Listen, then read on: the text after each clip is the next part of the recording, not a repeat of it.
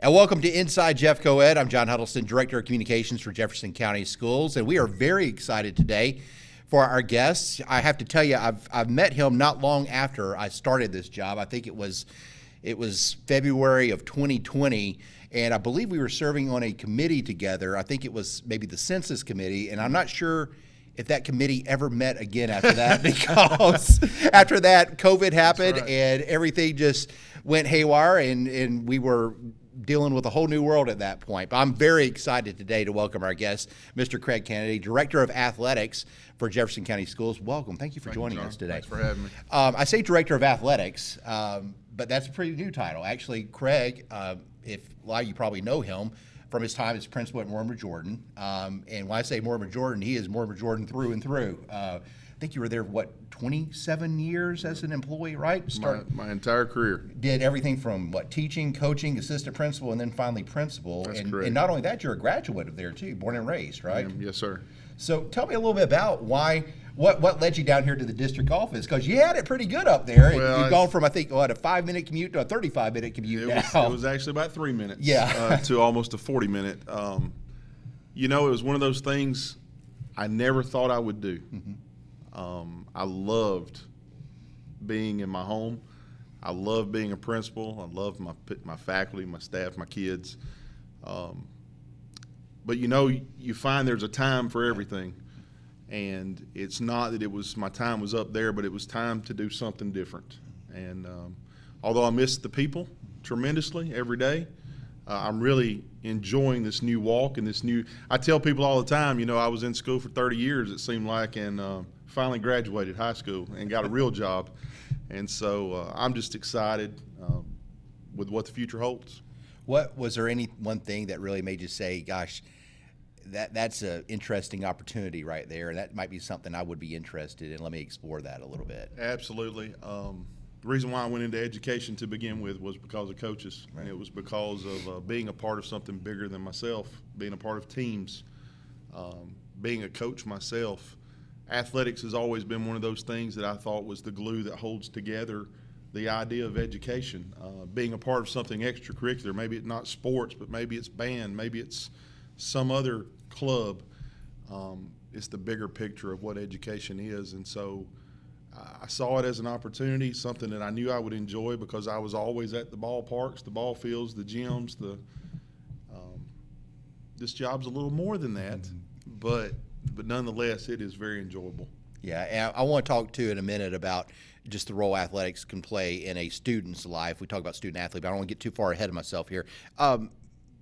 Just in terms of Mortimer Jordan, what makes that kind of a special community? I know people that go there stay there for a long time, it seems like. They do. It's hard to pinpoint. It is a special place. In 1981, I started in that community as an elementary student. Mm-hmm. And just coming up through there, it's something that everybody talks about having, which is family. And it truly is, when you spend that amount of time and invest that much of your life into it, it becomes family. It has a very close-knit community feel, even though it's gotten larger. When I first started going to high school there was 400 kids, 7 through 12, and now there's 900, 9 through 12. The community has grown exponentially. There's continued growth taking place as we speak, and as the Northern Beltline comes through, it's just going to get larger. But the people that make up that community at large, I've taught kids, and then I'm teaching the kids of those kids now. And so I would say 70% of the population raise their families there. And so that's why, and that's not just the Mortimer Jordan area, but a lot of our communities are like that, where it does become family. Well, talking about somebody who stayed there a long time, one name comes to mind. I know he was an influence in your life, Mr. Trotter, who we just recently lost. I believe it was last year. Talk about that gentleman and the influence he played in your life and the influence he played in a lot of people's life up there. He certainly had an impact in mine. I got one of the biggest honors of my life was to speak at his funeral. Very close with his family, and that was one of the main factors of why I chose education. I saw what he did to a community, the people that he raised, the coaches, just his philosophy, And it was one of those things growing up, you know, I would always wanted to be a principal in my mind, but I never thought I'm going to take that step. I love coaching. I don't want to do that. And then God has a different plan, and he puts you in paths to where, lo and behold, you end up being that guy that you always emulated or wanted to emulate, and how time passes so quickly. And it was one of those things I thought, if I got to that point, why would I ever leave? Yeah. And people are still asking me that, and I'm asking myself sometimes, how did I? And again, I think it was timing. But no, it's a very special place to me, and obviously I still live right there, and so my kids grew up there, and yeah, absolutely. Well, I know he was definitely proud of you, and I'm sure he would be proud of you in this new venture. Speaking of the new venture, Director of Athletics for Jefferson County Schools. Tell us a little bit about kind of what your day-to-day is like, and then also I want you to touch on, too, kind of what your vision for athletics in Jefferson County is going to be. So day-to-day, it's not just athletics. There's also safety component that's a part of what I do. Physical education for grades K through 12, driver's ed, and then of course I have the management of the central office building, which is a campus in and among itself with many moving parts. And we're probably tougher than some of those high schoolers you dealt Oh with, my too. goodness, yeah. I mean, high schoolers, yeah, they have their things, but Yeah. here you're dealing with a lot of adults, Yes. and adults like it the way they like it. And I mentioned this at a meeting a while back. I found out that the parking deck was pretty special to folks down here. But no, just balancing all those. And when I came in, so everybody had retired and left, and so the department was empty. And so trying to figure out all these lanes and how they worked, and obviously athletics, you look at the eligibility side of it, the competitions, the coaches. Last year alone, we had over 4,500 competitions for all of our intramurals at middle and high school. Then you take on 57 campuses for the safety aspect of things. There's a lot to juggle. And day in, day out, you may get 25 calls this hour. You may not hear from anybody for half a day. But when things hit, they hit. And it's normally right after a sporting event or the following Monday after sporting events. It's never a dull moment. And where the day takes you, you're never prepared for. You think it's going to be this kind of day, and it ends up completely different. How do you see this department developing? Because you mentioned, too, when you came in, there was basically a blank slate. And I can personally relate to that because it was kind of the same way when I came in. I was department of one and built it out since then. But you kind of, and not that the people that preceded you in that job were doing anything wrong, did a great job. Absolutely. But you kind of put your own mark on it at that point. And tell us a little bit about some of the new things that you've started. I know you've hired a couple of people already and looking to hire an assistant director too at some point. That's correct. I have a secretary. I have a supervisor of physical education who also takes on some of the younger athletic programs that we have. We have an assistant athletic director, which we've never had in Jefferson County. What those people are going to do is help me to juggle all those items, all those lanes and departments that we have. We have a lot of platforms to maintain and update when it comes to athletics, when it comes to safety. There's always something new, and there's always something we can do better at. And so just having extra people is going to be tremendous. When you look at this, and I intentionally wanted to give you a couple of months on the job before we had you on here, but now that you have time to digest things, Sure. Some of the biggest strengths you see of the department, some areas too, and when I say the department, athletics as a whole in Jefferson County, strengths there, and then also some areas you think we might be able to improve in. Well, obviously we have upgraded facilities across the board. We're able to put games out, whether it be on the internet or in person, or just the number of events that we have going on. We have all new turf fields for all of our high schools, which our middle schools use too. We're making facility upgrades across the district. We're building new schools. And so the positive is we have a tremendous amount of talent in Jefferson County. And I'm talking about young men and young ladies that have all the abilities to go as far as they want to go. And we have a track record of having those great athletes. And so now we have those great venues to go with it. We're a spotlight in a lot of ways. We have teams that are participating and competing in the state championships year in, year out in all sports. And so there's no reason why we shouldn't. I mean, Yeah. we are blessed. We have an abundant talent. We have a large community that we serve when you look at Jefferson County as a whole. And so we're ripe. We're ripe for things to happen that are good. In terms of things that you want to grow, I guess, what are some areas that you want to grow now that you're in charge of this? Well, I believe that a good high school program starts with a good community program. We're trying to get out into communities to start at the younger ages, not just the middle school and even some of the elementary, but younger than that. We've seen successful programs across the state and the nation to where it starts when they're young. It comes with educating coaches and training our coaches and letting them lead our kids in a positive way. So it's really not just a high school thing when it comes to our product. It starts at an early age. It starts at home. It starts with how we view sportsmanship and how we handle ourselves in the crowds as a fan. There's a lot of things that we can work on. There's a lot of things we can get better at, but the nucleus is there. Yeah, absolutely. One thing that I'll just say, sometimes it annoys me when I hear people say, "Oh, that school just cares about sports" or something like that. I don't think people realize sometimes the tie-in and the positive impact that athletics can have in a young person's life. Talk about that, because you've seen it from just about every side, from a coach, from administrator, now an athletic director. Absolutely.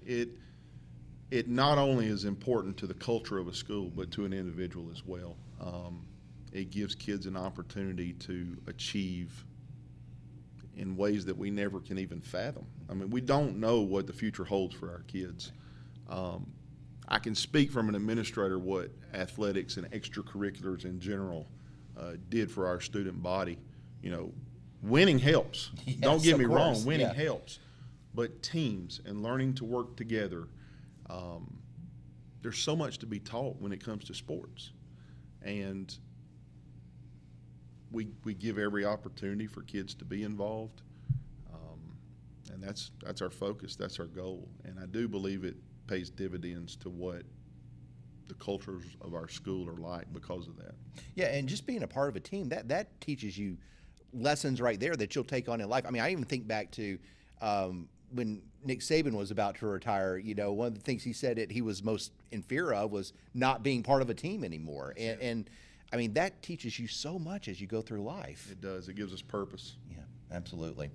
Wow, I mean, there's just a lot to talk about. I do want to kind of step out and look at kind of the bigger picture in the state of Alabama in terms of high school athletics. And I don't think you can talk about, we were joking earlier, kind of the elephant in the room here, but the NIL, we've seen it in some surrounding states. And I'll preface this by saying it's not our decision. No. It's AHSAA. That's correct.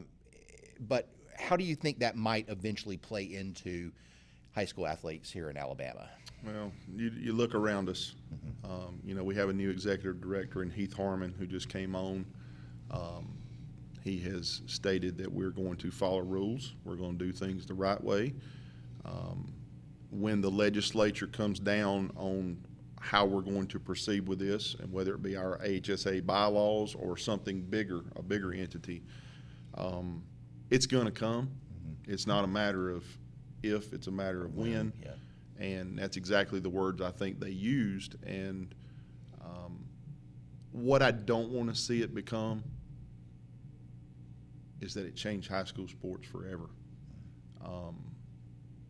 We see it in college. We saw it in pros. We saw it in college. We're starting to see it in high school kids now. And what I don't want it to become is that it's all about me. It still needs to be about team. It still needs to be about that bigger picture. It needs to be about, why am I a part of this, not why am I getting paid for this. I love what the Seaborn kid said down at Thompson. Yes. I'll get paid. At some point I will get paid. But right now, my team and my school and my pride in my school means more to me. Somebody coached him up very well. I know the public relations person down there pretty well. But Yeah. you don't want to lose that aspect. Yes. You don't want to lose the aspect of what we grew up in knowing was high school sports. And so while I do believe there is a time and place for people to be granted funding, if you will, for their efforts or for their talents or what have you. We know that things like this, not in the high school level, but in the college ranks even, have been happening for some time. Not as public as it is now, obviously. But it needs to be done the right way, and Coach Saban was right. You know, everything needs to be regulated in some form or fashion. If we have guidelines, and if we have caps on those guidelines, it's going to make sense more to all of us and kind of not level the playing field, but give everybody an opportunity. And you referenced Seaborn earlier. For folks that don't know that story, that is a young man, the quarterback, right, at Thompson High School. It was turned away like something ridiculous, like $1 million for a football card. But I mean, I think too, that shows you right there what a quality young man he is, and what good parents he has. You mentioned being coached up and everything, but I mean, in terms of, yes, I'll hopefully we'll have that one day. I will get that someday, but right now I'm committed to that. It just seems like that's a good roadmap for a lot of athletes moving forward too, I guess. So. Sure. Sadly this year the football season started off with a death of a young man on the football field, Morgan Academy, if I remember correctly. Athlete safety came to the forefront at that point, and it's always been at the forefront. Sure. But that put a spotlight on it, I guess, is what I'm trying to say. From your perspective, what do we do as a district to protect our athletes on the field? Obviously, sports, or especially football, is a contact sport, but we do a lot of different things as a district to protect our athletes too, correct? Sure. Our coaches go through a rigorous checklist, if you will, each year to make sure that they're qualified to coach in the AHSAA and for our schools. They go through the trainings, the annual trainings. Nothing ever prepares you for that moment to where there is an incident that occurs. Unfortunately, I have been a part of some of those in my past, and you can go through the trainings and you can do all that you can, and sometimes bad things happen. We have, as we've developed and as we've moved towards the Neal deal for high school, we've also moved towards a level of competition like we've never seen in high school before. We see college-type athletes in high school because their bodies are just so much more mature, physical, the workout regimen, whatever it may be, and we're putting a grind on our bodies.